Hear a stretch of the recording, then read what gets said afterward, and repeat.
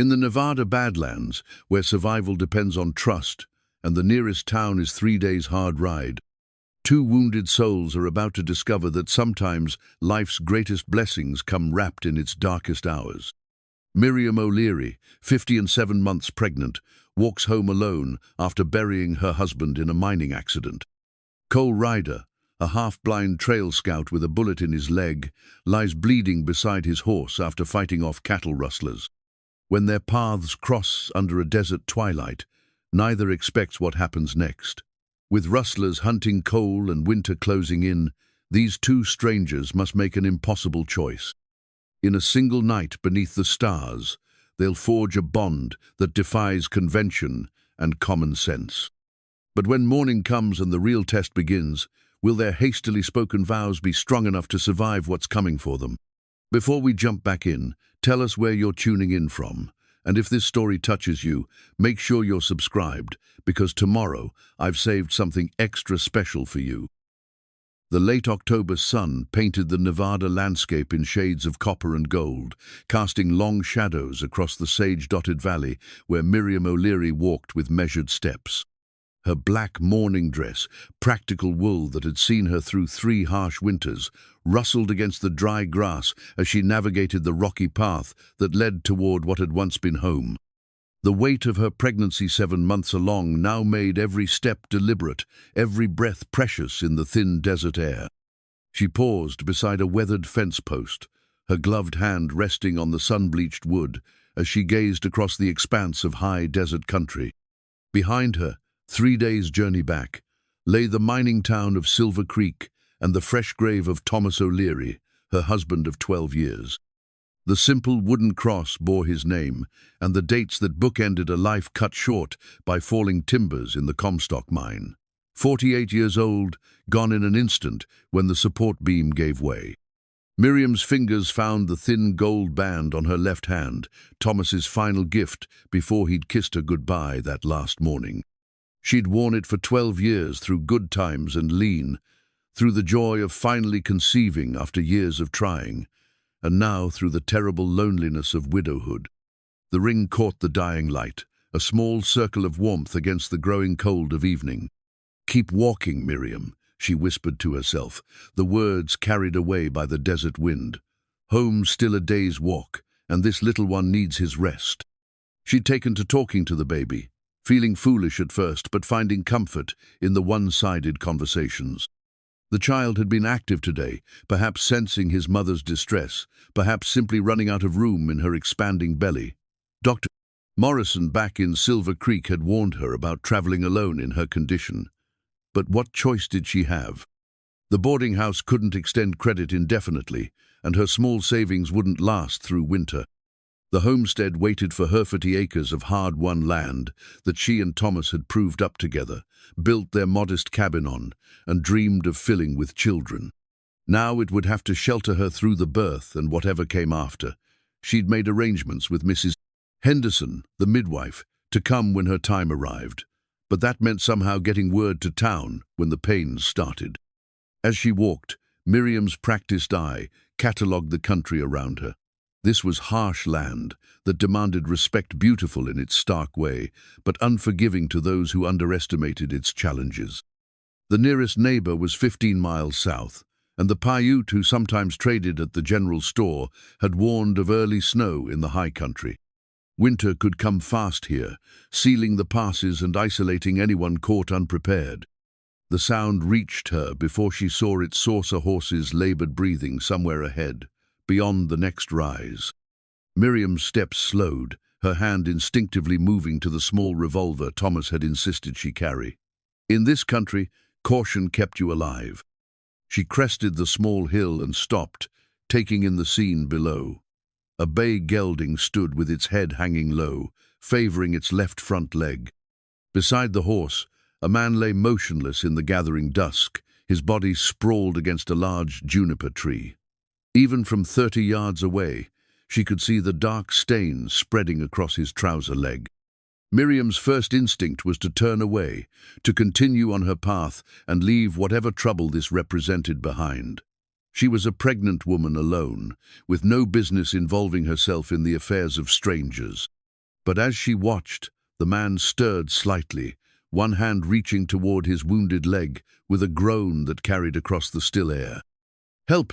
he called out, his voice rough with pain and thirst. "Please!" She stood frozen for a long moment, weighing her options. The practical part of her mind, the part that had learned to think like a frontier woman, catalogued the risks. A wounded man could be dangerous, especially if he was running from something. Road agents and claim jumpers weren't uncommon in this territory, and a woman alone made an easy target. But another part of her, the part that had been raised by a mother who never turned away from someone in need, saw only a fellow human being in distress. The man's clothing, what she could see of it, appeared well-made but travel-worn. His horse, despite its obvious exhaustion, was quality stocker working animal, not the type favored by outlaws. The decision came to her, in the space between heartbeats, driven by an instinct deeper than caution. Thomas had always said she had too much heart for her own good, but it was that same heart that had made him love her. Miriam approached slowly, her hand still near her weapon but her steps steady and purposeful. As she drew closer, she could make out more details of the wounded man. He appeared to be in his middle 50s, with graying hair and weathered features that spoke of years spent outdoors. His clothes were those of a working man-leather vest, cotton shirt, and heavy boots built for long miles in the saddle. "Easy now," she called out as she approached. "I'm not armed against you, but I'm not defenseless either." The man's head turned toward her voice, and she saw his eyes brown and alert despite his obvious pain. There was something in his gaze that spoke of intelligence and, surprisingly, relief rather than threat. "Ma'am," he said, his voice stronger now that help was near. "I'm mighty grateful you stopped. Name's Ryder, and I'm in a considerable fix here." Miriam kept her distance but studied his wound more carefully. The bullet had torn through the meat of his left thigh, and while it was bleeding steadily, it didn't appear to have hit the major blood vessels. She'd seen worse injuries during her years, helping the town doctor back in Illinois, before she'd married Thomas and moved west. "I'm Miriam O'Leary," she said, making her decision. "What happened to you, Mr. Ryder?" Cole shifted position with obvious difficulty, his face tight with pain. "Cattle thieves hit the Henderson spread yesterday. I was scouting for the sheriff when they spotted me. Put a bullet in my leg before I could get clear." The name Henderson caught her attention. Mrs. Henderson, the midwife, was married to a rancher south of here. If this man was working with the law, it put a different complexion on things. "The rustlers, are they still in the area?" Miriam asked, unconsciously scanning the horizon. "That's the problem, ma'am. They scattered when I got away, but they know I can identify them. A wounded man travels slow, and they'll be looking to finish what they started." Miriam felt a chill that had nothing to do with the approaching night. She was still a day's walk from home, and now she'd stumbled into the middle of a range war. But looking at Ryder, seeing the pain in his eyes and the steady way he met her gaze, she found herself believing his story. "Your horse is lame," she observed, nodding toward the gelding. "Stepped in a prairie dog hole about an hour ago. Between that and my leg, we weren't making much progress." Cole's voice carried a note of frustration that seemed genuine. "I was trying to reach the old Paiute camp by the waterhole, but I don't think I'm going to make it." Miriam knew the place. He meant a reliable spring about 5 miles north, traditionally used by travelers crossing this part of the territory. In his condition, with a lame horse and rustlers potentially in pursuit, it might as well have been 50 miles away. She found herself studying his face in the dying light, looking for signs of deception or hidden danger. What she saw instead was a man at the end of his rope, holding on to dignity and hope through sheer force of will. His hands, she noticed, were clean and calloused in the way of someone who worked with them honestly. No soft gambler's fingers or the quick, nervous movements of a man with something to hide. "Mr. Ryder," she said slowly, "I'm going to help you, but I need you to understand my situation. I'm 7 months pregnant, my husband died 3 days ago, and I'm trying to get home before full dark. I can't take on your troubles, but I can't leave you here to die either." Something shifted in Cole's expression, surprise, perhaps, or respect. He nodded carefully, as if any sudden movement might spook her away. "Ma'am, I appreciate your honesty. All I'm asking for is a chance to patch this leg well enough to travel. If you've got any medical supplies, I'd be grateful for the loan of them. I don't expect you to risk yourself for a stranger." But even as he spoke, Miriam could see the doubt in his eyes. They both knew that in his condition, alone in the desert with night coming on and enemies potentially closing in, his chances were slim. The question was whether her conscience would let her walk away from that reality. The baby chose that moment to deliver a strong kick to her ribs, as if offering his own opinion on the matter. Miriam placed her hand on her belly, feeling the solid presence of the life she carried. Soon, very soon, she would be responsible for more than just herself. Every decision had to be weighed against that reality. But as she looked at Ryder, wounded and vulnerable in the gathering darkness, she found that her heart had already made the choice her head was still debating. Miriam knelt beside Cole, her knees protesting against the rocky ground as she examined his wound more closely. The bullet had torn through the outer part of his thigh, creating a ragged entry wound that was still seeping blood. Her fingers, steady despite the circumstances, probed gently around the injury. "The bullet went clean through," she announced, relief evident in her voice. "That's the good news. The bad news is you've lost more blood than you can afford, and this needs proper cleaning." Cole gritted his teeth as she worked, his hands clenched into fists at his sides. "I've got a flask in my saddlebag," he managed. "Whiskey." "That'll do for a start." Miriam struggled to her feet, one hand supporting her back as she made her way to his horse. The gelding stood patiently, too tired to shy away from her unfamiliar scent. In the worn leather saddlebags, she found not only the flask but also a small bundle wrapped in oiled cloth. Her heart skipped when she unfolded the cloth to reveal a hand-drawn map, its edges stained with Cole's blood. The territory it showed was familiar, the very country she'd been traveling through, marked with notations in a careful hand. But what made her blood run cold were the red X marks scattered across the map, each one labeled with dates from the past week. "Mr. Ryder," she called, her voice tight with new understanding. These marks show where the rustlers have been operating." Cole's face had gone pale, whether from blood loss or her discovery, she couldn't tell. "That's right. I've been tracking them for Sheriff Morrison for 2 weeks now. They're not just taking cattle, they're working this whole valley systematic-like." Miriam studied the map more carefully, her finger tracing the pattern of raids. The rustlers had been moving in a rough circle, hitting isolated ranches and homesteads before disappearing into the badlands. But the pattern showed something else. They were tightening their circle, and her own homestead lay directly in their projected path. "My place," she whispered, pointing to an unmarked spot on the map. "They'll hit my place next." "Maybe not," Cole said, though his tone carried little conviction.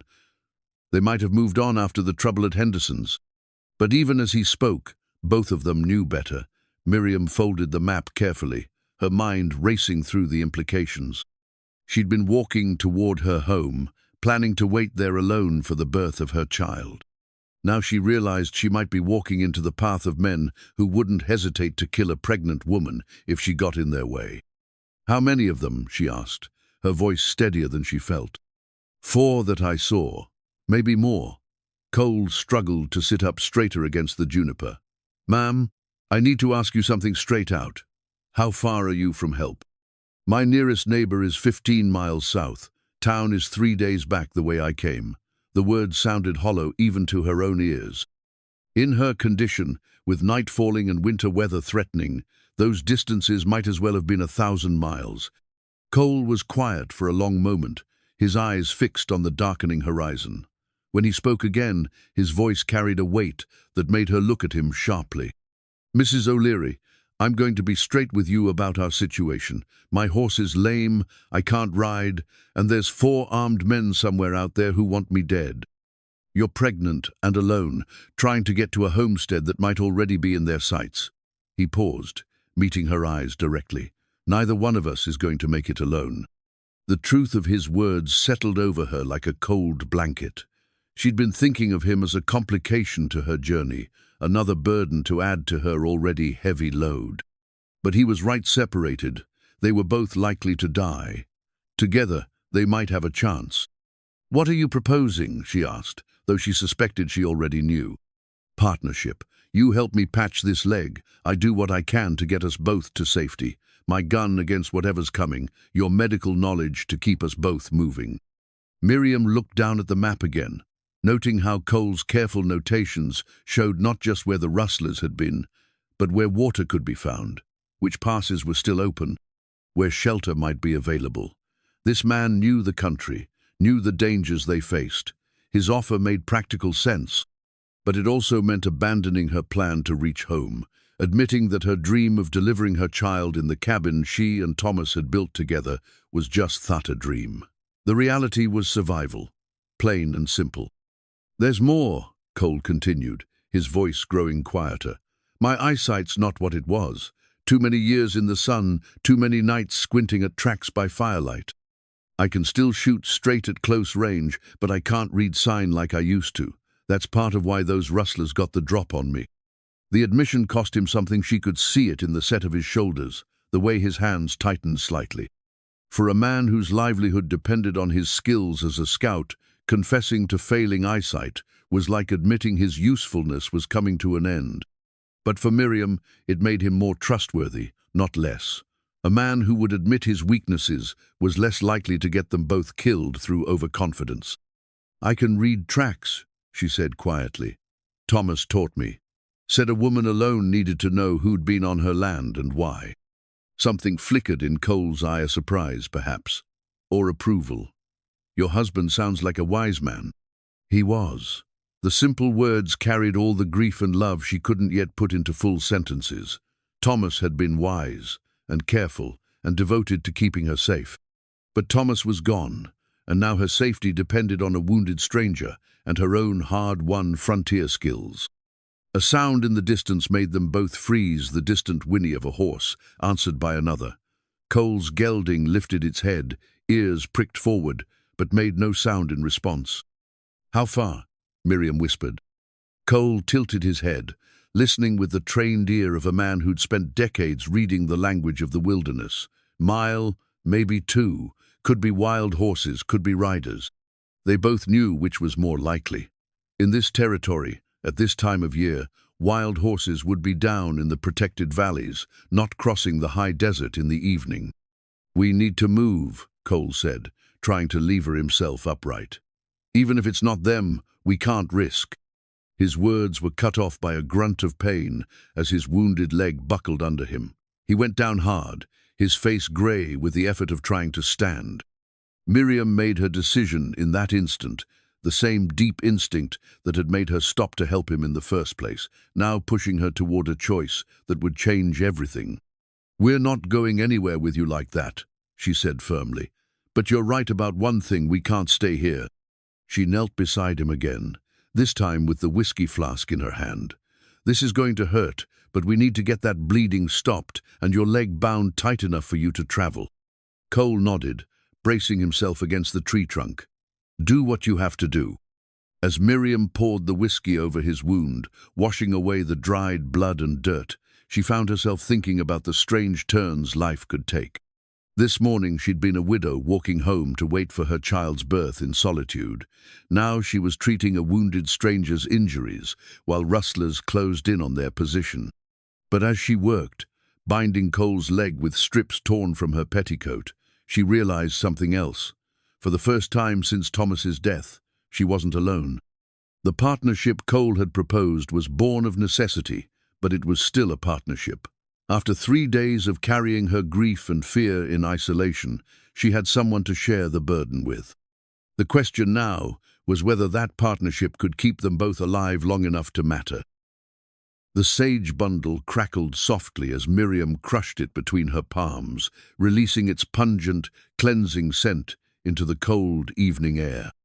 She'd learned about the healing properties of desert sage from an old Paiute woman who'd traded at the general store back in Silver Creek, knowledge that had seemed merely interesting then, but proved invaluable now.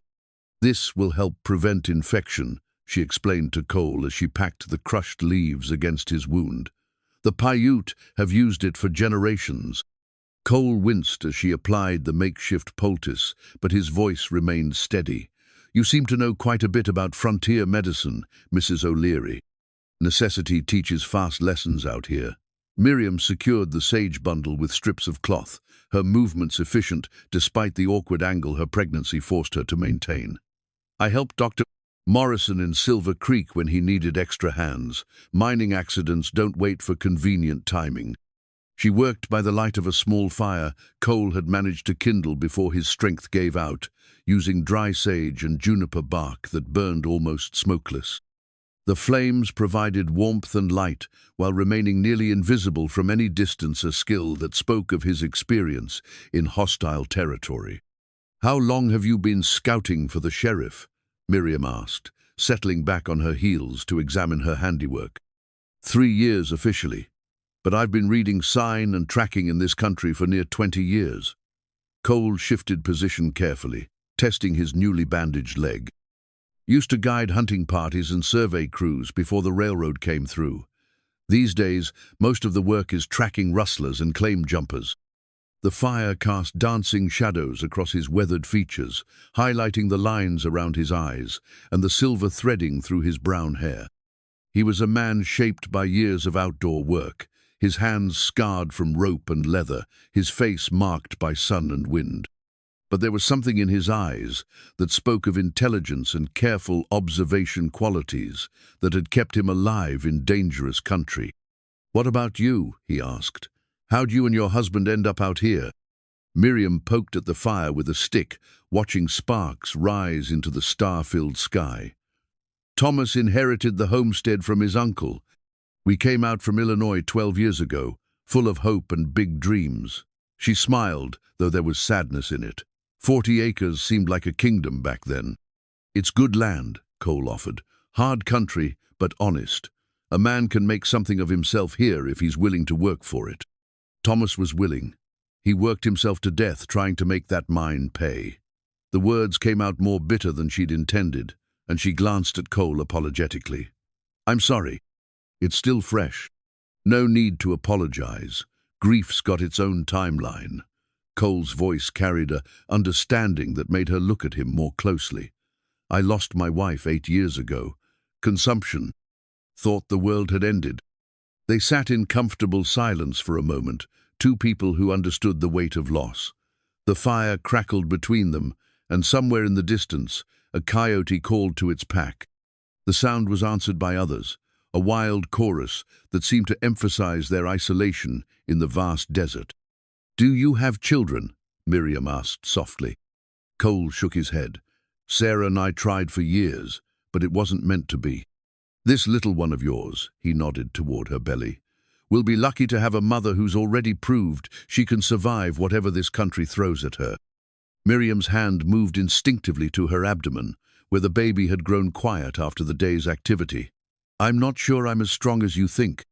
Some days I wonder if I'm making a terrible mistake trying to raise a child alone out here." "Strength isn't about not being afraid," Cole said quietly. "It's about doing what needs doing despite the fear. From what I've seen today, you've got plenty of that kind of strength." His words carried a conviction that surprised her. They'd known each other for only a few hours, yet he seemed to see something in her that she wasn't sure she saw in herself. It was a perspective she needed to hear, especially now when doubt seemed to shadow every decision. "The baby's due in about 2 months, she said, partly to change the subject and partly because speaking the reality aloud made it feel more manageable. "Mrs. Henderson was supposed to come help with the birth, but now the rustlers have made that complicated." Cole finished her thought with a grimness that matched her own fears. "Mrs. Henderson's a good woman, but her husband's spread is 20 miles from your place. That's a long way to travel when there's trouble in the territory." The practical reality of her situation settled over Miriam like a heavy blanket. She'd been so focused on getting home, on reaching the familiar safety of her own cabin, that she hadn't fully considered what would happen when her time came. A woman alone in labor, with winter approaching and armed men possibly in the area, was a recipe for disaster. "What about family?" Cole asked gently. "Anyone who could come help?" "Thomas and I, we were each other's family. His people back in Illinois, they never approved of the marriage. Said he was marrying beneath himself. Miriam's voice carried old hurt alongside the newer grief. My parents died when I was young. There's just me and this little one now. Cole was quiet for a long moment, his eyes focused on the fire. When he spoke, his voice was thoughtful. Sometimes family isn't about blood. Sometimes it's about people who choose to stand with you when times get hard. Something in his tone made Miriam study his face more carefully. There was meaning in his words beyond simple comfort, though she wasn't sure what he was suggesting. "Mr. Ryder," she said slowly, "what exactly are you thinking?" Before he could answer, his gelding lifted its head sharply, ears pricked toward the darkness beyond their small circle of firelight. Cole's hand moved instinctively toward his revolver, and Miriam felt her heart begin to race. "Someone's coming," Cole whispered, his voice barely audible over the crackling fire. They sat frozen, listening to the night sounds around them. In the distance, Miriam could hear it now, the soft sound of hooves on rocky ground, moving slowly but steadily in their direction. Too steady to be wild horses, too cautious to be innocent travelers. Cole's fingers closed around his gun, and Miriam found herself reaching for her own small revolver. But even as she did, she realized the terrible arithmetic of their situation. Cole was wounded, she was pregnant and awkward, and they were pinned against a hillside with nowhere to run. The hoofbeats were getting closer. Cole's weathered revolver caught the firelight as he drew it from its holster, the metal worn smooth by years of use but clean and well-maintained. The weapon spoke of a man who understood that in this country, your life might depend on 6 rounds and the skill to use them effectively. "Can you shoot?" he whispered to Miriam, his eyes never leaving the darkness beyond their camp. "Well enough," she replied, her own smaller pistol steady in her hands despite the rapid beating of her heart. Thomas had insisted she learn, spending patient hours teaching her to handle the weight and recoil of the weapon. She'd never had to shoot at a human being, but she'd brought down her share of rattlesnakes and the occasional coyote that got too bold around their chickens. The hoofbeats had stopped, somewhere out in the darkness, perhaps 50 yards away. Cole tilted his head, listening with the trained ear of a man who'd spent decades interpreting the sounds of the wilderness. After a long moment, he relaxed slightly, though his gun remained ready. "Just one horse," he murmured. "Ryder's being careful, but if it was the rustlers, they'd come in force." As if summoned by his words, a voice called out from the darkness, an older man's voice, speaking in the measured tones of someone who understood the protocol of approaching a camp at night. "Hello, the fire. I'm coming in peaceful. Got my hands where you can see them." Cole and Miriam exchanged glances. The voice carried no threat, but caution was what kept people alive in this territory. "Come ahead," Cole called back, "but come slow and keep talking so we know where you are." A figure emerged from the darkness, leading a sturdy pinto horse. The man was elderly, perhaps 70, with the weathered look of someone who'd spent his life outdoors. His clothing was a mixture of white and Paiute, Styles wool trousers and cotton shirt, but also a beaded leather vest and moccasins that made no sound on the rocky ground. "Name's Jim Walking Bear," the newcomer said as he approached their fire. "I know you, Cole Ryder. You helped my grandson find his stolen horses last spring." Recognition dawned in Cole's eyes, and he lowered his weapon. "Jim, what brings you out this way after dark?" The old man's face was grave as he gestured toward the north. "Bad men riding through the valley. My people have been watching them, staying out of their way. But tonight we saw smoke from guns, heard shooting, thought maybe someone needed help." "You thought right," Cole said, indicating his bandaged leg. "Rustlers put a bullet in me this afternoon. Mrs. O'Leary here patched me up." Jim's dark eyes shifted to Miriam, taking in her condition and the careful way she held herself. When he spoke, it was with the respect an elder showed to a woman who was carrying new life. "You are brave to help a wounded man when you carry a child, but you are both in danger here. The bad men, they are angry about something. Riding hard, asking questions in the camps about a man with a star. Cole's hand moved unconsciously to the deputy's badge pinned inside his vest. "How many of them, Jim?" "4, maybe 5. They have been drinking, making noise like fools, but fools with guns are still dangerous." The old man's weathered face was serious in the firelight. "They are camped at Willow Springs, maybe 2 hours' ride from here. But they will move with first light, and they will be looking for tracks." Miriam felt a chill that had nothing to do with the desert night. Willow Springs was between their current position and her homestead, directly in the path she'd planned to take. The rustlers weren't just hunting Cole. They were positioned to intercept anyone traveling through this part of the territory. "Jim," Cole said carefully, "Mrs. O'Leary needs to get home. She's got a cabin about 15 miles south of here, but with those men at Willow Springs." "The cabin by Rabbit Creek," Jim interrupted, "where the white man built his house near the old grinding stones." Miriam nodded, surprised by his knowledge of her homestead. "That's right. My husband and I proved that land 12 years ago." Jim's expression grew troubled. "That is not a good place to be now. The bad men, they have been asking about empty houses, places where they can hide stolen cattle. A woman alone." He shook his head. "Not safe." The words confirmed what Miriam had been trying not to think about. Her home, the sanctuary she'd been struggling to reach, might already be compromised. Even if she could get there safely, staying would be like waiting in a trap for the rustlers to spring. "What do you suggest?" Cole asked. Jim was quiet for a long moment, his eyes moving between Cole and Miriam, as if weighing something in his mind. When he spoke, his words were careful and deliberate. "In the old days, when my people faced enemies too strong to fight directly, we would scatter like seeds on the wind.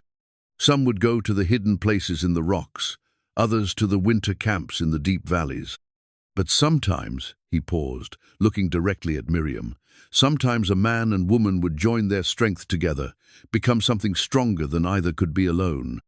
There was weight in his words that went beyond simple tactical advice. Miriam found herself studying Jim's weathered face, reading the wisdom earned through 7 decades of surviving in harsh country. "You're talking about more than just partnership," she said quietly. Jim nodded slowly. "In the old way, a woman with child needs protection, and a wounded warrior needs healing. Together, they make a family. Family is stronger than enemies, stronger than winter, stronger than the hard times that come to all people." Cole was very still beside the fire, his eyes fixed on the flames. When he spoke, his voice was thoughtful. "Jim, that's a serious thing you're suggesting." "Yes," the old man agreed. "But these are serious times. The bad men will look for a wounded man traveling alone, or a woman with child traveling alone. They will not look for a husband and wife traveling together to their home." Miriam felt her breath catch as she understood the full implications of what Jim was proposing. It wasn't just a temporary alliance. He was suggesting it was a complete transformation of both their lives, a union that would change everything about their circumstances. The baby moved inside her, a strong kick that seemed to underscore the urgency of their situation. In 2 months, she would give birth. In this territory, at this time, with dangerous men hunting anyone who might oppose them, that birth would happen whether she was protected or not. "There's more to consider than just the immediate danger," she said slowly. "What you're suggesting, it's not something to decide lightly." "No," Jim agreed, "but light decisions are for peaceful times. These are not peaceful times." The truth of his words settled over their small camp like smoke from the fire. In the distance, a night bird called a lonely sound that emphasized their isolation in the vast desert. Soon, they would have to make choices that couldn't be undone, driven by circumstances beyond their control. But as Miriam looked at Cole across the flickering flames, she realized that some choices, even desperate ones, might lead to something better than either of them could achieve alone. Miriam's woolen blanket, worn soft by years of use, lay spread between them as they sat by the dying fire. The fabric held memories cold winter nights when she and Thomas had shared its warmth, quiet evenings when she'd wrapped it around her shoulders while reading by lamplight, the day she'd packed it for her journey home from his funeral. Now it served as a bridge between her past and an uncertain future. Jim Walking Bear had departed an hour ago, melting back into the darkness with the silent grace of his people, but his words lingered in the desert air, impossible to ignore. Before leaving, he'd offered them one final piece of advice. When the sun rises, the bad men will be moving. Whatever you decide, decide quickly. Cole shifted position, testing his wounded leg. Mrs. O'Leary, I want you to know I understand what Jim was suggesting, and I don't take it lightly. Nor do I, Miriam replied, her hands folded over her belly where the baby rested quietly. But understanding and accepting are different things entirely. Yes, they are. Cole's voice carried the weight of a man who'd learned to measure his words carefully. I've been thinking about our situation, looking at it from every angle I can see. The hard truth is, we're both in more danger apart than we'd be together. Miriam had been thinking the same thing, much as she wanted to deny it. The practical realities were stark. Cole couldn't travel effectively with his wounded leg and failing eyesight, and she couldn't defend herself and her unborn child against armed men. But marriage, even a marriage born of necessity, was sacred ground, not to be entered casually. Tell me about your wife, she said quietly. What was she like? Cole's expression softened, and for a moment the years seemed to fall away from his weathered features. Sarah was small but fierce. Came from Virginia, spoke like a lady, but could outstubborn a mule when something mattered to her. She taught school in 3 different mining camps, always insisting the children deserved proper education, no matter where they lived. She sounds like a remarkable woman. She was. Made me want to be better than I was. Cole poked at the fire with a stick, sending sparks up into the star-filled sky. What about your Thomas? Miriam smiled, remembering. Thomas was steady as bedrock, never made a promise he couldn't keep, never spoke an unkind word about anyone. He used to say that life was hard enough without people making it harder for each other. She paused, her voice growing softer. He wanted children so badly. When I finally conceived, he was like a man who'd been given the world. He'd want you and the baby to be safe, Cole said gently. Yes, he would. But he'd also want me to be sure of my choices, not just driven by fear. Miriam looked across the fire at Cole, studying his face in the flickering light. If we did this thing Jim suggested, if we married, what would you expect from such a union? Cole was quiet for a long moment, considering his words. I'd expect us to be honest with each other about what we're doing and why. I'd expect us to treat each other with respect and kindness. And I'd expect us to protect each other, you and the baby, both for as long as needed. And after, when the danger passes, that would be up to both of us to decide. I'm not looking to trap you into something you don't want, Mrs. O'Leary, but I am looking to keep you alive long enough to make that choice. His honesty was both reassuring and challenging. He wasn't offering her romance or passionate love. He was offering partnership, protection, and the promise of mutual respect. In her current circumstances, that might be more valuable than passion.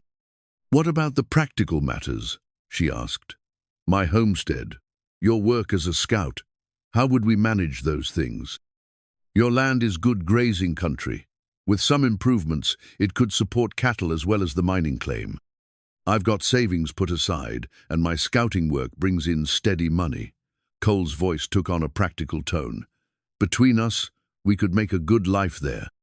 Give that baby of yours a real home. Miriam found herself imagining Cole helping with the heavy work around the homestead, his knowledge of the country keeping them safe from future threats, his steady presence providing the security she'd lost when Thomas died. It wasn't the life she'd planned, but it might be better than the alternatives. There's something else to consider, Cole continued. Jim was right about one thing: married couples traveling together attract less attention than lone individuals. If we're going to move through dangerous country, we need every advantage we can get. And if the rustlers have already found my cabin, then we'll face that together. 2 people make better choices than one, especially when one of them knows the country and the other knows healing and practical matters. The baby moved inside her, a gentle rolling motion that reminded Miriam of her most immediate concern. In less than 2 months, she would give birth. The thought of facing that alone, possibly with hostile men in the area, made her stomach tighten with anxiety. "Cole," she said slowly, "I need to know something. If we did this, if we married, would you expect, that is, would you want?" She stumbled over the words, her cheeks heating despite the cool night air. "Would I expect a wife's duties from you?" Cole's voice was gentle, understanding. "Mrs. O'Leary, you're 7 months pregnant with another man's child, and we've known each other for less than a day. I'd be a fool to expect anything beyond partnership and friendship." His frankness relieved her, but it also raised other questions. "And later? After the baby comes?" "Later, if we're both still alive and still married, we'll talk about what comes next. But I won't ever force anything on you, Miriam. Not ever." The use of her first name sent a small shock through her. It was the first time he'd spoken it, and somehow it made their conversation feel more personal, more real. They were no longer just two strangers thrown together by circumstance. They were Cole and Miriam, two people considering a future together. "I need to think," she said finally. "Of course you do. But remember what Jim said, we don't have much time." Cole settled back against his saddle, his rifle within easy reach. "Why don't you get some rest?" "I'll keep first watch." Miriam pulled her blanket around her shoulders, but sleep seemed impossible. Her mind raced through the possibilities and consequences of Cole's proposal. Marriage to a man she barely knew, in a ceremony that would have no legal standing, to face dangers she couldn't fully comprehend. But as she lay there listening to the sounds of the desert night, she found herself thinking about the alternative. Alone, pregnant, with winter coming, and dangerous men in the territory. The baby would be born whether she was ready or not, and he would need more protection than she could provide by herself. Perhaps Jim Walking Bear was right. Perhaps in desperate times, desperate measures became not just acceptable but necessary. The question was whether she had the courage to take such a step. Cole's silver pocket watch caught the last light of their dying fire as he pulled it from his vest pocket, the metal warm from resting close to his heart. The timepiece had belonged to his father, and his grandfather, before that 3 generations of Ryder men, had carried it through wars, hard times, and the long years of building lives in difficult country. "It's past midnight," he said quietly, not wanting to wake Miriam if she'd managed to find sleep. But she stirred at the sound of his voice, turning to face him across the small space between their bedrolls. "I wasn't sleeping," she admitted. "Too much to think about." Cole closed the watch with a soft click and returned it to his pocket. "Mind if I share some of those thoughts? Sometimes talking helps sort things through." Miriam sat up, pulling her blanket around her shoulders against the desert cold. The fire had burned down to glowing coals, but there was enough light to see Cole's face clearly. "I keep thinking about what Thomas would want me to do.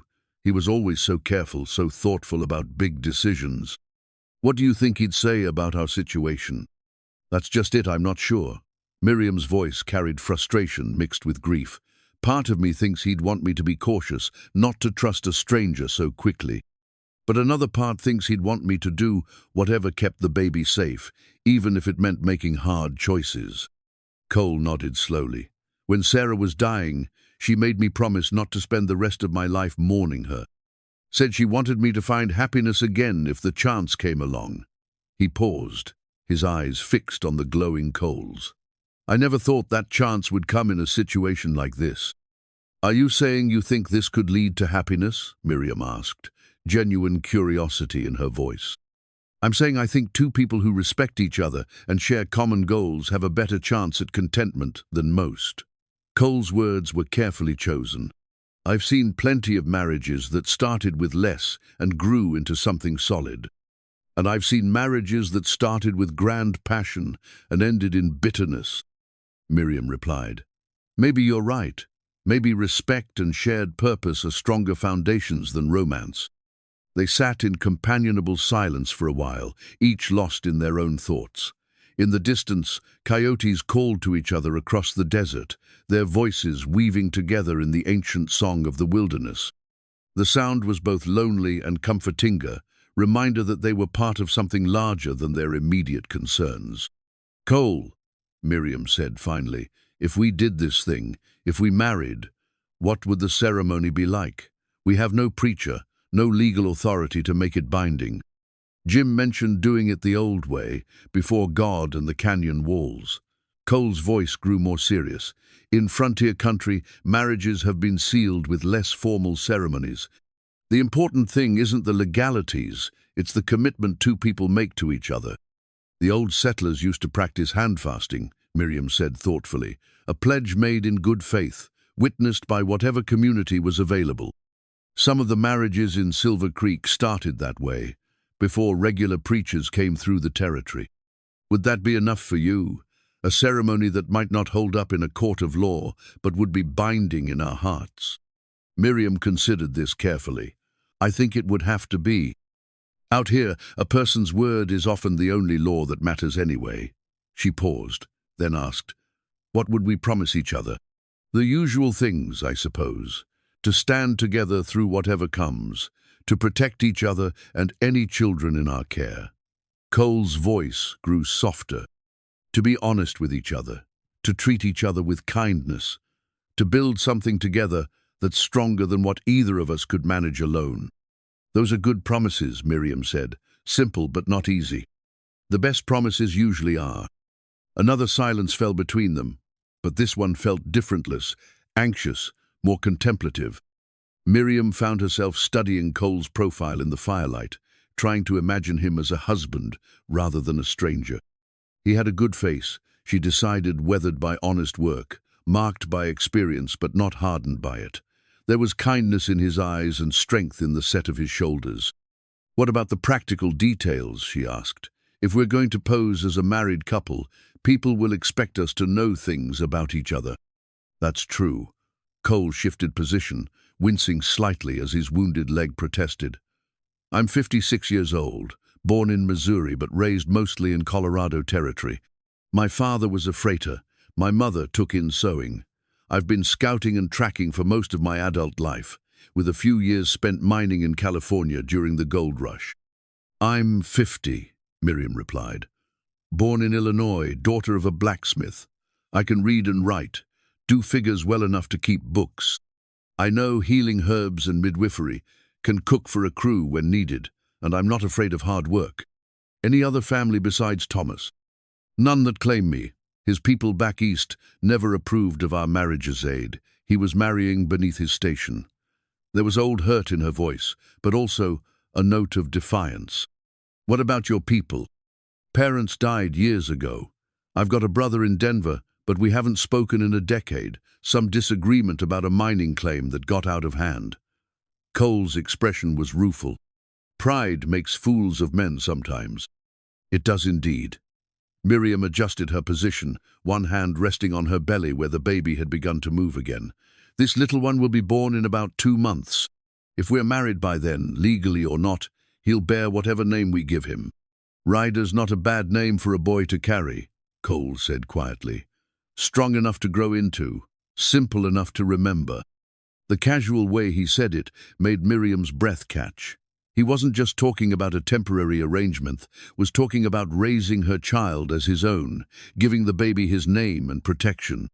It was more than she'd dared hope for when she'd started this conversation. "You'd do that? Claim another man's child as your own?" "That baby didn't choose his circumstances," Cole replied firmly. "He deserves a father's protection and a father's name. If I'm going to be your husband, even by necessity, then I'm going to be his father in every way that matters." Tears stung Miriam's eyes at the simple sincerity in his voice. Thomas would have said something similar. It was the kind of man he'd been, and apparently the kind of man Cole was too. "There's something else," Cole continued, his voice growing more practical. "If we're going to do this, we need to think about timing. Jim said the rustlers would be moving at first light. That gives us maybe 4 hours to make our decision and act on it. You think we should marry tonight, before dawn?" "I think if we're going to do it at all, we need to do it while we still can. Once we start traveling, we'll be focused on staying alive. Better to have it settled beforehand." Miriam looked up at the vast canopy of stars overhead, brilliant in the clear desert air. Somewhere among those distant lights, she felt Thomas's presence disapproving, but sad that things had come to this. Yet beneath the sadness, she sensed something else, understanding, even approval. Thomas had always put her safety above his own preferences. "If we married before dawn," she said slowly, "what would happen then?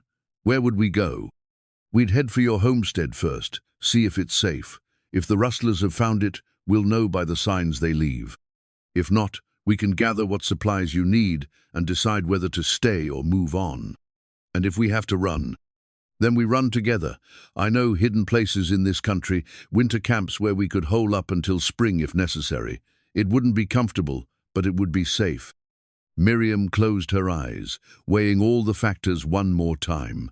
Fear of the rustlers, concern for her unborn child, grief for Thomas, uncertainty about Cole, exhaustion from days of travel and emotional strain of it, swirled together in her mind like a dust devil on the desert floor. But underneath the confusion, one thing was clear. She trusted Cole Ryder. Perhaps it was foolish to trust a man she'd known for less than a day, but her instincts had kept her alive this long.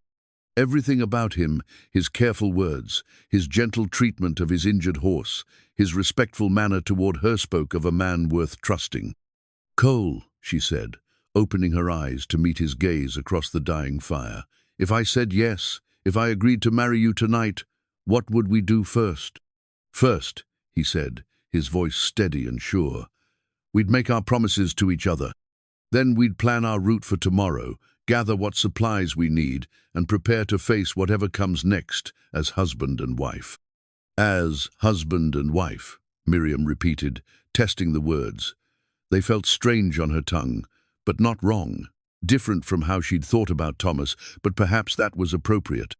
This would be a different kind of marriage, born from different circumstances. "Yes," she said finally, the word coming out stronger than she'd expected. "Yes, I'll marry you, Cole Ryder. God help us both, but yes." The distant glow of the rustler campfire flickered like a malevolent star on the northern horizon, barely visible, but unmistakably there. Cole had spotted it while checking his horse, and now he and Miriam stood together in the pre-dawn darkness, watching the enemy camp with growing alarm. "They're closer than Jim thought," Cole said grimly, lowering the small spyglass he'd produced from his saddlebags. "Maybe an hour's ride, not two." Miriam felt her heart sink as she calculated the implications. They'd planned to have until dawn to prepare for their journey, to marry in a ceremony lit by starlight and sealed by their own promises. Instead, they were looking at armed men who might already be breaking camp, preparing to hunt for Cole's trail. "Can we still reach the waterhole before they find us?" she asked, though she suspected she already knew the answer. "Not with my leg like this and my horse lame." Cole folded the spyglass with a decisive click. "We'd be caught in the open with nowhere to hide." As if summoned by their conversation, another light appeared on the horizon. Another.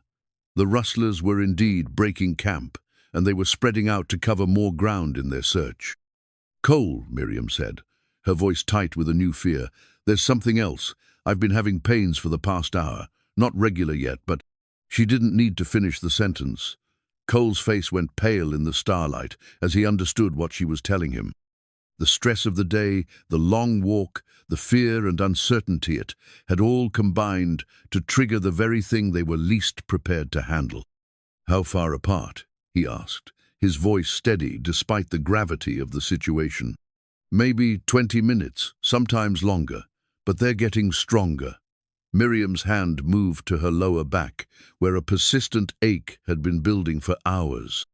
"It might be false laboratories too early, but with everything that's happened—" "We need shelter," Cole said firmly.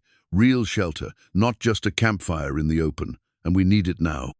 He turned slowly, scanning the landscape around them with the trained eye of a man who'd spent decades reading terrain. In the starlight, the desert looked barren and empty, offering little in the way of protection. But Cole had survived in this country by seeing possibilities others missed. "There," he said, pointing toward a dark shadow, perhaps half a mile to the west. That rock formation, I've camped there before. There's a shallow cave, big enough for 2 people and protected from 3 sides. Miriam looked where he pointed, seeing only another dark shape against the star-filled sky. But if Cole said there was shelter, she believed him. The question was whether they could reach it before the rustlers found their current camp. What about our fire? Won't they see the smoke, follow our trail? Leave that to me. Cole was already moving, gathering their few possessions, with the quick efficiency of a man accustomed to breaking camp under pressure. Can you walk that far? I'll have to, Miriam replied, though another pain was already building in her lower back. Cole, about the marriage. We'll marry when we reach shelter, he said firmly. I'm not letting you face what's coming without every protection I can give you, legal or otherwise. They moved quickly but carefully through the darkness, Cole leading his limping gelding, while Miriam followed as best she could. The uneven ground was treacherous in the pre-dawn gloom, and more than once she had to stop and brace herself against a boulder or sage bush as another contraction gripped her. How are you holding up? Cole asked during one of these pauses, his voice low and concerned. Still manageable, Miriam replied, though sweat was beading on her forehead despite the cold air.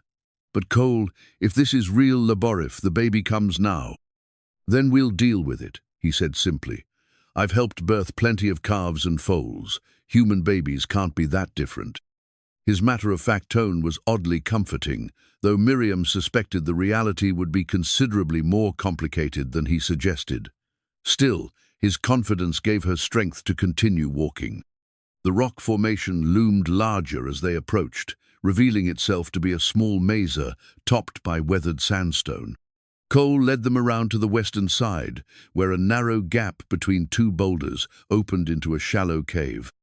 It wasn't large, perhaps 8 feet deep and 6 feet wide, but it was hidden from view and protected from the wind.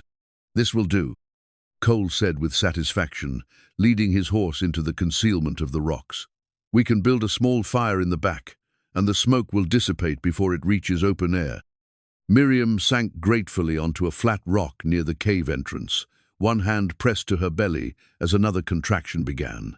This one was stronger than the others, lasting nearly a minute and leaving her breathless. Cole, she said when she could speak again, I don't think we have very long. He was already working, gathering dried wood and tinder from the debris that had collected in the cave over the years. How long between pains now? Maybe 15 minutes, but they're getting stronger.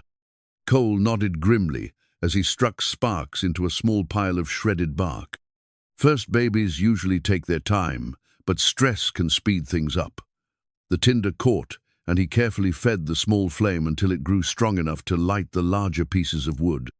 We need to get you as comfortable as possible. As the fire grew, it revealed more details of their shelter. The cave was dry and relatively clean, with a sandy floor that would serve well enough as a birthing place. Cole spread their blankets in the deepest part of the cave, creating a makeshift bed protected from both the elements and prying eyes. Miriam, he said, kneeling beside her as another contraction gripped her, I need to ask you something important. Do you still want to marry me, right now, under these circumstances? She looked into his weathered face, seeing the concern and determination there. In the firelight, he looked older, but also more solid, more real than he had by their campfire.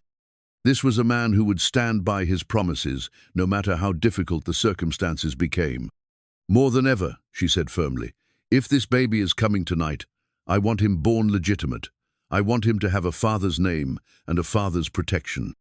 Cole reached into his vest pocket and pulled out a small, leather-bound Booker, well-worn Bible that had obviously seen years of use. Then let's make it official. He helped her to her feet, supporting her weight as another contraction built and passed. When it was over, they stood facing each other in the flickering firelight, 2 people about to make promises that would change both their lives forever. Miriam O'Leary, Cole said, his voice formal despite their desperate circumstances, will you take me as your husband, for better or worse, in sickness and health, for as long as we both shall live? I will, she replied without hesitation. And I, Cole Ryder, take you as my wife, promising to protect and provide for you and any children in our care, to stand by you through whatever trials may come." He opened the Bible to a page near the back, where marriages were traditionally recorded. Taking a stub of pencil from his pocket, he wrote their names and the date in careful script. Cole Ryder and Miriam O'Leary, married October 30th, 1885, before God and witnesses. "What witnesses?" Miriam asked, managing a small smile despite another building contraction. Cole gestured toward the cave opening, where the vast desert stretched away under its canopy of stars. The biggest congregation anyone could ask for. As if in response to his words, a sound echoed across the desert, the distant whinny of horses, much closer than before. The rustlers were moving, and they were heading in this direction. "How much time do we have?" Miriam whispered. Cole moved to the cave entrance, listening intently to the sounds of the night. "Maybe an hour before they reach our old camp. When they find it empty, they'll start searching in circles." Another contraction gripped Miriam, this one strong enough to double her over. When it passed, she looked up at Cole with eyes that were bright with pain but steady with purpose. "Then we'd better hope this baby has his father's sense of timing," she said, "because ready or not, I think he's coming tonight." The improvised wedding rings gleamed in the firelight, two circles twisted from the copper wire that had bound Cole's ammunition pouches, worked smooth by his patient fingers while Miriam rested between contractions. They were rough and uneven, bearing no resemblance to the fine gold band Thomas had placed on her finger 12 years ago, but they carried a weight that went beyond their simple construction. "They're not much to look at," Cole said as he slipped the larger ring onto his own finger, "but they'll serve their purpose." "They're perfect," Miriam replied, holding up her hand to admire the smaller band. The copper caught the light warmly, and she found herself thinking that these rings, forged from necessity in a desert cave, might prove more durable than gold. They tell the truth about us practical people making the best of difficult circumstances. Another contraction was building, stronger than the ones before, and Miriam gripped Cole's hand as the pain washed over her. When it passed, she was breathing hard, and her forehead was damp with perspiration despite the cool air. 10 minutes apart now," Cole observed, checking his pocket watch by the firelight. "And lasting longer." "This is really happening," Miriam said, part wonder and part fear in her voice. "The baby's coming, whether we're ready or not." Cole moved to check his horse and weapons, a habit ingrained by years of frontier life. Even in their current crisis, he couldn't afford to forget the external dangers they faced. Through the cave opening, he could see the first faint lightening of the eastern sky dawn was perhaps 2 hours away, and with it would come increased visibility for anyone searching the area. "Cole," Miriam said during a brief respite from the pain, "if something happens to me if the birth goes wrong, promise me you'll get the baby to safety." "Nothing's going to happen to you," he replied firmly, but she caught his arm, insisting on his attention. "Promise me, if it comes down to a choice, save the baby. He deserves a chance at life." Cole knelt beside her, his weathered hands gentle as he covered hers. "Miriam, I promise you this, I'll do everything in my power to save both of you. But I'm not planning on losing my wife on our wedding night." The word wife sent an odd thrill through her, even as another contraction began to build. She was Mrs. Cole Ryder now, married to a man she'd known for less than a day, but who had already proven himself worthy of her trust. It wasn't the romantic love she'd shared with Thomas, but it was something equally valuable: partnership, forged in crisis, strengthened by mutual respect and common purpose. As the contraction peaked, Miriam found herself gripping Cole's hand so tightly that her knuckles went white. The pain was intense, but manageable. She'd helped deliver enough babies to know that what she was experiencing was within the normal range, if earlier than expected. "How are you feeling about the actual birthing part?" Cole asked when the pain had passed. "I meant what I said about helping with animals, but I'll follow your lead on what needs doing." "I've assisted at births before, but never my own," Miriam admitted. "The theory is simple enough. Babies have been born without doctors for thousands of years.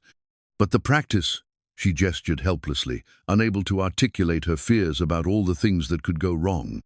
"Then we'll take it as it comes," Cole said practically. "Between us, we've got enough knowledge to see this through." A sound from outside made them both freeze. The distant but unmistakable sound of horsemen moving across rocky ground. Cole immediately moved to the cave entrance, pressing himself against the stone wall as he peered out into the pre-dawn darkness. "Two riders," he whispered back to Miriam. "Moving slow, like they're tracking something." Miriam's heart clenched with fear that had nothing to do with labor pains. If the rustlers found them now, while she was in the middle of giving birth, they would be completely helpless. Cole could fight, but he was wounded and outnumbered, and she would be unable to help or even move quickly. "Can they see our fire?" she asked, her voice barely audible. "Not from outside, but if they get too close." Cole left the sentence unfinished, but they both understood the implications. Their hidden cave provided concealment, not true protection. If the rustlers discovered them, there would be nowhere to run. Another contraction gripped Miriam, this one so intense that she had to bite down on her blanket to keep from crying out. The pain was changing, becoming sharper and more focused, and she realized with a mixture of terror and excitement that the baby was indeed coming, and soon. "Cole," she gasped when she could speak again, "the contractions are much closer, maybe 5 minutes apart now." He moved back to her side, his face grim with the weight of their situation. Outside, the sounds of the searching riders were growing fainter. They were moving away for now, but they would likely circle back as they continued their systematic search of the area. "What do you need me to do?" he asked, his voice steady despite the circumstances. "Help me get into a better position, and we need clean cloth for when the baby comes." Miriam was trying to remember everything she'd learned from assisting Dr. Morrison and the midwives she'd known. "The string from your money pouch, will need that to tie off the cord." Cole immediately began organizing their meager supplies, tearing strips from his cleanest shirt to create makeshift swaddling clothes and bandages. His movements were efficient and calm, though Miriam could see the tension in his shoulders as he listened constantly for sounds from outside.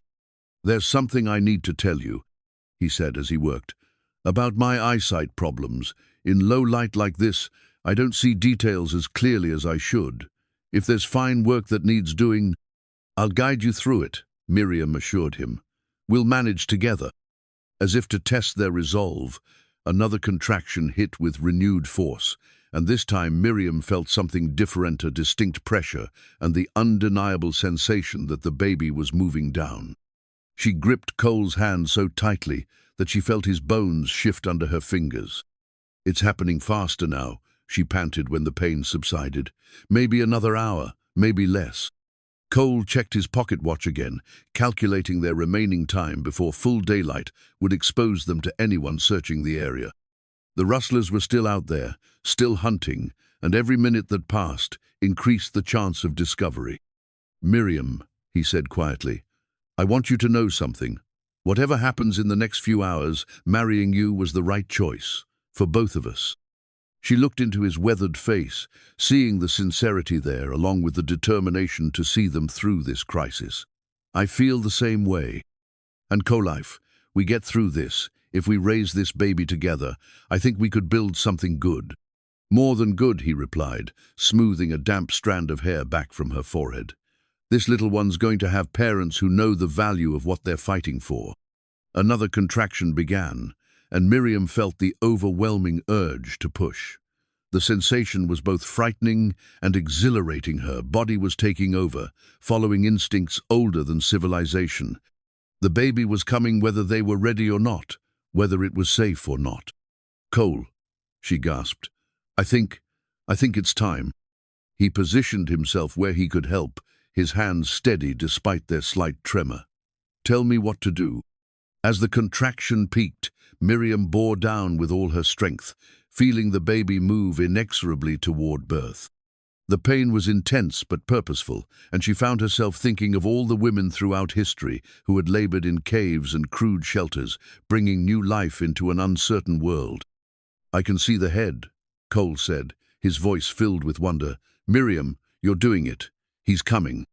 Outside, The sounds of searching horsemen had faded into the distance, but Miriam was beyond caring about external dangers. Her entire world had narrowed to this cave, this moment, this act of bringing her child into the world with the help of the man who had just become her husband.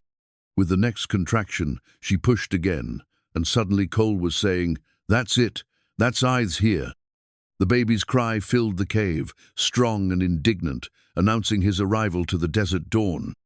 Miriam collapsed back against the blankets, exhausted but triumphant, as Cole carefully lifted the tiny, perfect form of her son. "A boy," he said unnecessarily, his voice thick with emotion. "A beautiful, healthy boy." As he placed the baby on Miriam's chest, she looked into the small, wrinkled face and felt her heart expand in ways she hadn't known were possible. This was Thomas's son, but he would be Cole's to raise and protect. In this hidden cave, under the vast Nevada sky, their strange little family had begun. The marriage certificate, written in Cole's careful script across the back pages of his weathered Bible, bore witness to vows spoken in firelight while danger prowled the desert beyond their shelter. The ink had barely dried when their son's first cry echoed off the cave walls, as if the baby himself was offering his blessing to their union. "By the power vested in me by necessity and the grace of God," Cole had said earlier, his voice steady despite the circumstances, "I pronounce us husband and wife." Now, as dawn light began to filter through the cave opening, their family of three faced their first test together. The baby, they had decided to call him David, after Cole's father nursed contentedly while Miriam recovered from the birth. But outside their sanctuary, the sounds of searching riders had returned, closer than before. "They found our old camp," Cole whispered, peering cautiously around the cave entrance.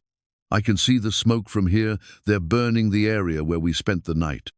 Miriam clutched David closer, her maternal instincts fully awakened now that her child was in her arms.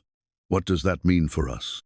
"It means they know someone was there, and they're going to search every hiding place within a day's ride." Cole's expression was grim as he checked his weapons. "We bought ourselves time by moving here, but not much." The baby stirred against Miriam's chest, making small sounds that seemed impossibly loud in their confined space. She'd heard that newborns could sense their mother's fear, and she forced herself to breathe slowly and steadily, trying to project calm for David's sake. "Cole," she said quietly, "the vows we spoke, Kido, you think they're binding? Really binding?" He turned from his watch to look at her, his weathered face serious in the growing light. "In every way that matters. We promise to stand together through whatever comes," and those words were spoken before God. No preacher or courthouse could make them more real than they already are. "Then, as your wife, I need to say something." Miriam's voice was stronger now, carrying the conviction of a woman who had just brought life into the world and was prepared to defend it. "Whatever happens today, we face it together. No more talk of you sacrificing yourself to save David and me. We're a family now, and families stick together." Cole's expression softened, and he moved back to kneel beside her. "Miriam, I mean it," she interrupted. "I've already lost one husband. I won't lose another, especially not on our wedding day." He reached out to touch David's tiny hand, marveling at the perfect miniature fingers that wrapped instinctively around his own. "This little fellow is going to need a father to teach him about the world. I don't plan on leaving him or you if I can help it." "Good." Miriam shifted David to her shoulder, rubbing his back gently as he settled into sleep. "Now, what's our plan?" Cole moved back to the cave entrance, studying the terrain with the practiced eye of a man who had spent decades reading landscape for signs of danger and opportunity. The rustlers were perhaps half a mile away, moving in a loose search pattern that would eventually bring them to this rock formation. "We have maybe an hour before they reach this area," he said. "The question is whether we try to slip away before they get here, or wait for them to pass and hope they don't find us. What are the risks either way? If we move now, we might avoid them entirely, but traveling with a newborn—" Cole shook his head. "David's not even an hour old. That kind of journey could be dangerous for both of you. And if we stay, if they find us, we're trapped. This cave has good concealment but no back exit. We'd have to fight our way out." Miriam looked down at David's peaceful face, then back at Cole. "What does your experience tell you? What would you do if you were alone?" Cole was quiet for a long moment, weighing factors she couldn't fully understand. "If I were alone, I'd stay put. Let them search this area and move on. But with you and David—" "We stay," Miriam said firmly. "David was born in this cave. It's been lucky for us so far." As if in response to their decision, the baby stirred and opened his eyes for the first time, gazing up at his parents with the unfocused but alert expression of a newborn taking in his first glimpses of the world. Cole felt something shift inside his chest at that momenta, protective instinct so fierce it surprised him with its intensity. "Welcome to the world, David Ryder," he whispered, using the baby's new name for the first time. "Your mother and I are going to make sure you get to see a lot more of it." The sound of approaching hoofbeats grew louder, and Cole moved back to his position at the cave entrance. But now there was something different in his stance, just the alertness of a man protecting himself, but the coiled readiness of a father defending his family. "Whatever happens," he said without turning around, "remember that we're married now, legally, morally, and in every way that counts. David is my son, you are my wife, and I will not let anyone harm what's mine." Outside, the rustlers were getting closer, their voices carrying on the desert wind as they called to each other across the rocky terrain. Soon, very soon, their new family would face its first real test together. Dawn light was breaking over the mesa in shades of gold and rose, painting the desert landscape in colors that would have been beautiful under different circumstances.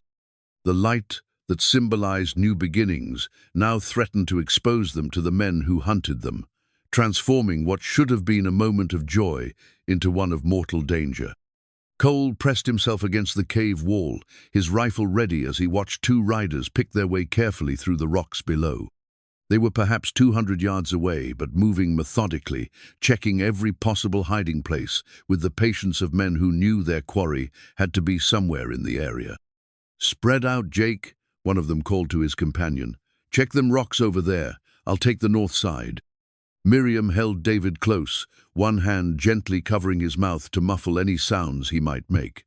The baby seemed to sense the tension, remaining unusually quiet for a newborn. She found herself silently thanking whatever protective instinct kept infants still during moments of danger. The riders were closer now, close enough that Cole could make out their faces. The one called Jake was a lean man with a scraggly beard and clothes that had seen too many miles without washing. His companion was younger but meaner looking, with the kind of eyes that suggested he enjoyed the violent aspects of his profession. "You sure that tracker's around here?" Jake asked, his voice carrying clearly in the still morning air. "Maybe he bled out somewhere else." "Sheriff said he was wounded bad, but not dead yet. Man like that, he'd go to ground somewhere safe to lick his wounds." The younger man spat into the dust. "We find him, we finish what we started." Cole's jaw tightened at their casual discussion of murder, but he remained motionless. These weren't desperate men driven to crime by circumstances. They were cold-blooded killers who enjoyed their work. The kind of men who wouldn't hesitate to harm a woman and newborn baby if they got in the way. The younger rustler was working his way up the slope toward their rock formation, his horse picking its way carefully over the uneven ground. In a few minutes, he would be close enough to spot the cave entrance, and their sanctuary would become a trap. Miriam met Cole's eyes across the cave, seeing the calculation there as he weighed their options. She gave him a slight nod, understanding what he was thinking. If it came to a fight, she would do what she could to help, even with David in her arms. "Wait," Jake called out suddenly, pulling up his horse. "You hear that?" Both rustlers went still, listening intently. In the silence, a sound drifted across the desert, the distant lowing of cattle carried on the morning breeze. "Sounds like strays," the younger man said after a moment. "Maybe some of Henderson's stock wandered off during the raid." "Could be. Or could be other folks moving cattle early, trying to avoid us." Jake's voice took on a calculating tone. "Either way, cattle mean money. We can hunt for that tracker later." The two men sat their horses for another long moment, clearly torn between their orders to find coal and the prospect of easier profit. Finally, greed won out over duty. "Come on," Jake said, wheeling his horse toward the sound of the cattle. "Dead tracker ain't going nowhere, but live cattle might." They rode off at a faster pace, disappearing around the edge of the mesa as they chased the sound of easy money. Cole remained motionless for several more minutes, listening until the hoofbeats faded completely into the distance. "Are they gone?" Miriam whispered. "For now." Cole moved cautiously to the cave entrance, scanning the surrounding area for any sign of other searchers. "But they'll be back. Men like that don't give up easily."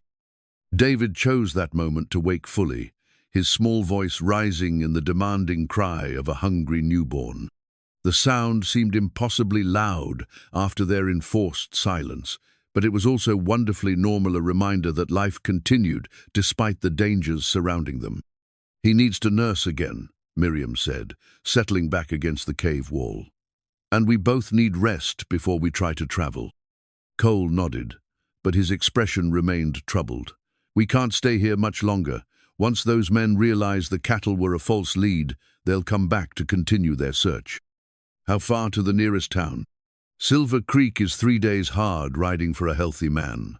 For us, with David," Cole shook his head, "a week, maybe more, and that's assuming we can avoid the rustlers entirely." Miriam looked down at her son, who was nursing contentedly despite the circumstances of his birth.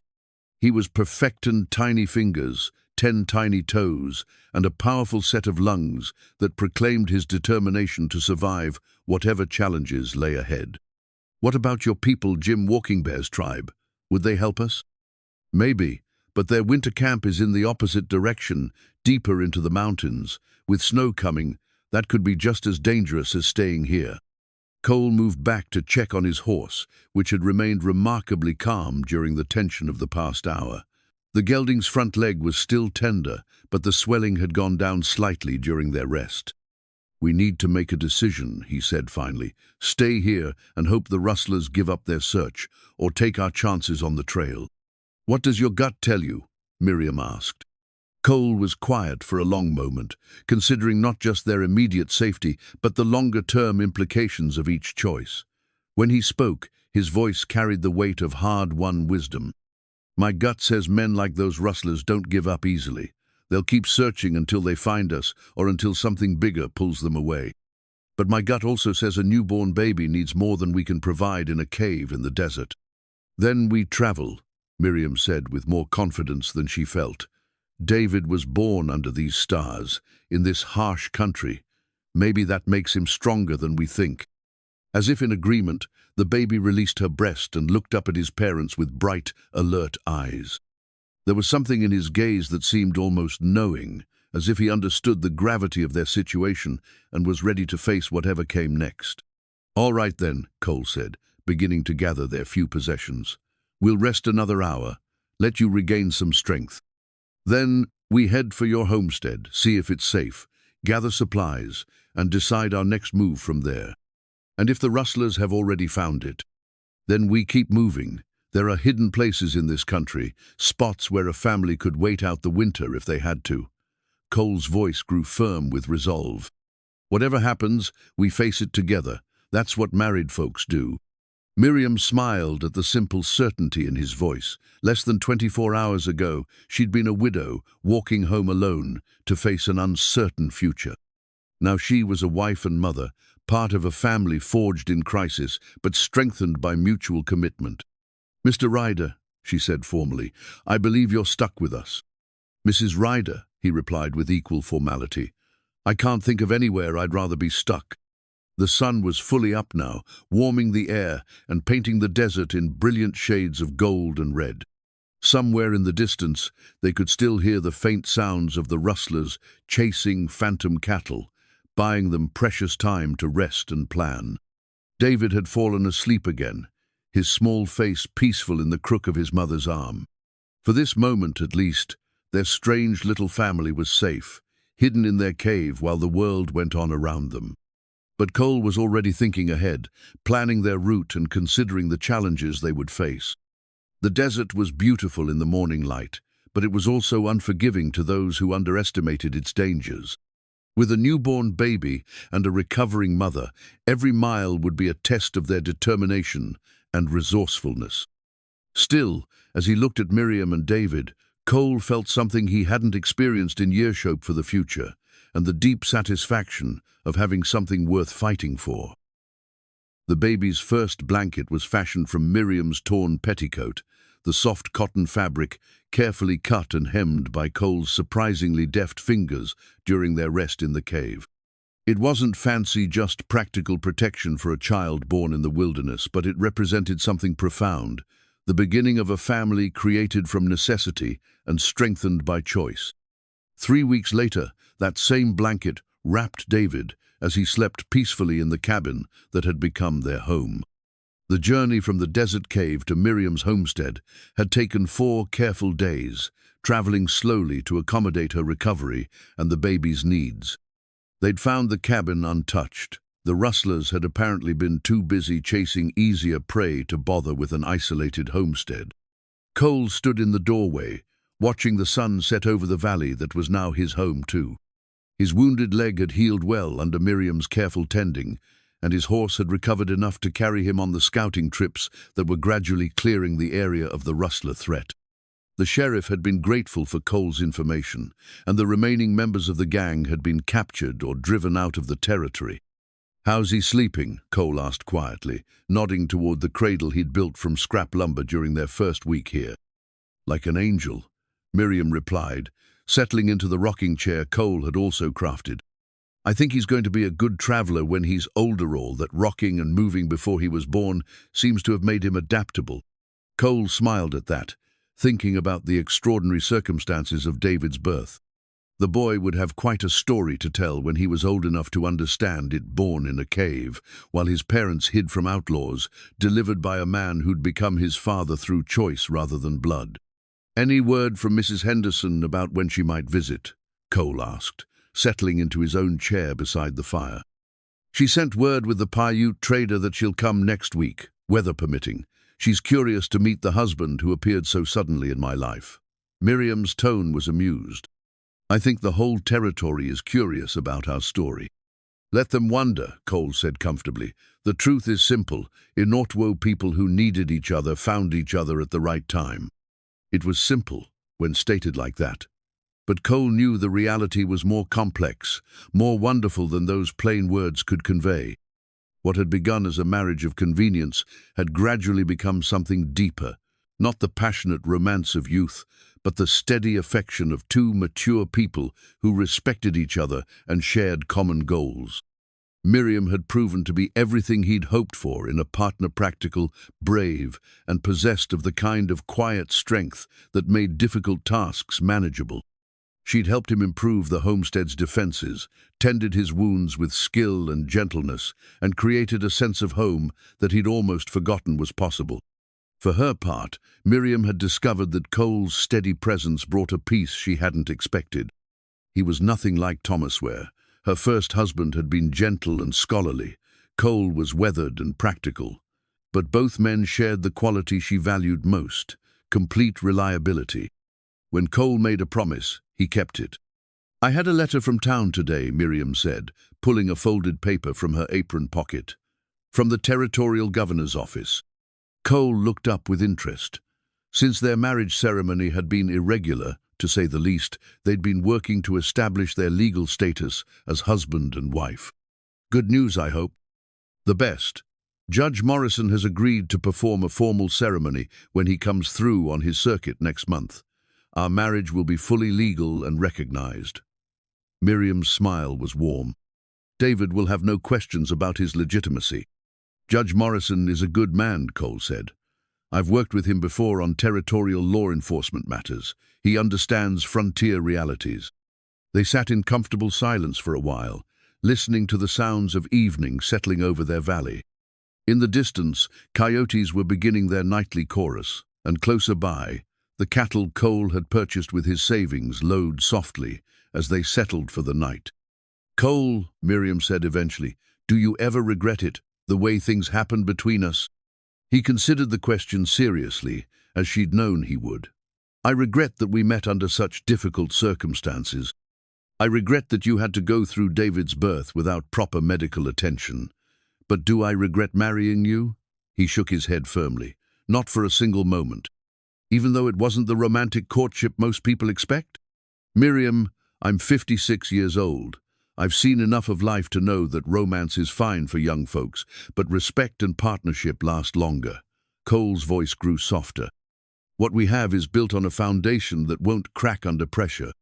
David stirred in his cradle, making the small sounds that meant he was waking up. Miriam rose to tend to him, and Cole watched as she lifted their sonfa. That's how he thought of David now, without qualification, and settled back into her chair to nurse him. "He's growing so fast," Cole observed. "Won't be long before he's walking around, getting into everything. Mrs. Henderson says he's unusually alert for his age. She thinks it's because he was born into an exciting situation." Miriam looked down at David's face, soft with maternal love. "She also says children born under difficult circumstances often grow up to be especially strong and resourceful." "He'll need to be, growing up in this country," Cole said. "But he'll have advantages, two parents who understand the value of hard work and land that's his by right." As if he understood the conversation, David released his mother's breast and looked directly at Cole with bright, focused eyes. The baby had grown remarkably in his 3 weeks of life, filling out from the tiny, wrinkled newborn into a sturdy infant with Thomas's dark hair and what appeared to be Miriam's determined chin. "What do you think he'll make of his story when he's old enough to hear it?" Miriam asked. Cole reached over to touch David's small hand, marveling as always at the perfect miniature fingers that wrapped instinctively around his own. "I think he'll be proud to know his parents were brave enough to choose each other when it mattered most." Outside, the desert night was settling over their valley, bringing peace and the promise of a new day. In the distance, the same stars that had witnessed their desperate wedding ceremony now looked down on a family that had not only survived its chaotic beginning, but was thriving in ways none of them could have imagined. David Ryder would grow up knowing he was wanted, protected, and loved by two people who had chosen each other, not in the easy days of youth and romance, but in the hard moments when survival and hope required the deepest kind of commitment. And that, Cole reflected as he watched his wife and son in the firelight, was perhaps the best foundation any family could have.